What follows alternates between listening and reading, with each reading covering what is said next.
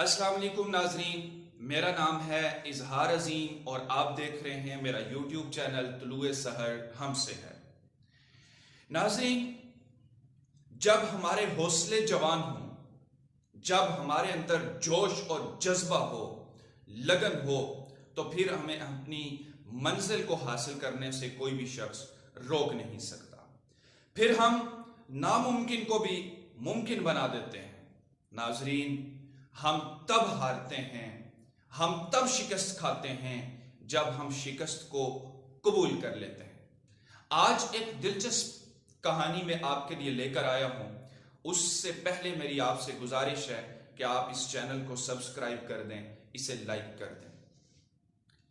नाजरीन, क्रोली टैकिस, जिसे दुनिया का बेहतरीन निशानाबाज कहा जाता है, उसे निशाना लगाने पर इतनी महारत और अबूर हासिल था कि वो दूर रखी एक चीज जो कि बारीक से बारीक होती, छोटी से छोटी होती, उसको बासानी निशाना लगा सकता था।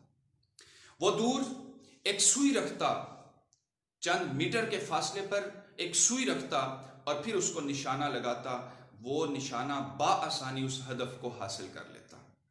नाजरीन, 1938 में उसके साथ एक सानहा पेश आया कि वो एक फौजी कैंप में ट्रेनिंग कर रहा था कि उसके उसी हाथ में हैंड ग्रेनेड फट गया। अब उसका वो हाथ जो कि बेस्ट हैंड था, वो उससे छिन गया, वो हॉस्पिटलाइज हुआ। अब उसके पास दो रास्ते थे। पहला रास्ता ये कि बकिया की जिंदगी को वो मायूसी के आलम में गुजार दे और दुनिया से रूपोश हो जाए, छुप जाए, किसी का सामना ना करे। दूसरा रास्ता उसके पास यह था कि वो मायूसियों को पीछे छोड़ दे और एक हाथ जो उसके पास बचा है उस पे मेहनत शुरू कर दे और उसे बेस्ट हैंड बना दे। लेकिन उसके पास वक्त बहुत कलील था। इससे पहले नेशनल लेवल पे जितने भी कंपटीशन हुए थे वो सारे के सारे उसने जीते थे और वो उनका चैंपियन रहा था। सबका यह ख्याल था कि 1940 में वर्ल्ड ओलंपिक्स का जो इनेकाद होगा उसमें निशानाबाजी के इवेंट में करौली का इनाम, करौली चैंपियन बनेगा उसमें। अब 1939 में वर्ल्ड वॉर 2 का आगाज हुआ, आप जानते हैं। करौली ने दूसरा रास्ता इख्तियार किया और उसने मेहनत करना शुरू कर दी। अपने दूसरे हाथ से उसने निशानाबाजी शुरू कर दी। उसने इस कदर प्रैक्टिस की कि 1940 तक उसने अपने आप को इस काबिल बना लिया कि वो वर्ल्ड ओलंपिक्स में हिस्सा ले सके। लेकिन बदकिस्मती से जंग अजीम दोम की वजह से वो मुलतवी हो गए। अब उसकी नजरें और उसके चाहने वालों की नजरें 1944 के इवेंट्स पे मरकूज हो गई।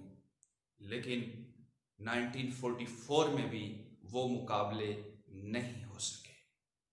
यहां पर जरा सोचिए, हम जैसा अगर कोई शख्स होता तो वो सोचता कि कुदरत चाहती ही नहीं है कि मैं जीतूं, कुदरत चाहती ही नहीं है कि मैं चैंपियन बनूं। लेकिन उसने ऐसा नहीं सोचा। पहले उसका हाथ चला गया, फिर 40 में इवेंट्स मुलतवी हो गए, फिर 44 में दोबारा से कैंसिल हो गए।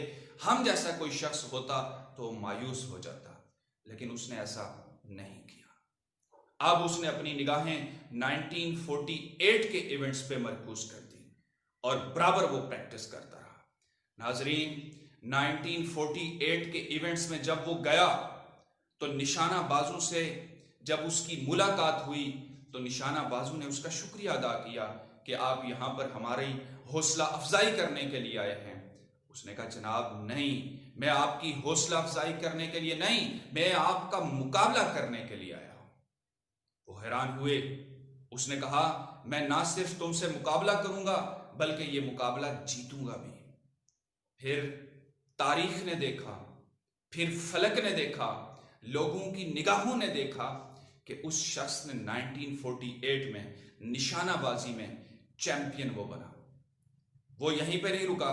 कहा जाता है कि जब इंसान कामयाबी का मजा चख लेता है तो उसे फिर कोई रोक नहीं सकता, वो आगे बढ़ता चला जाता है।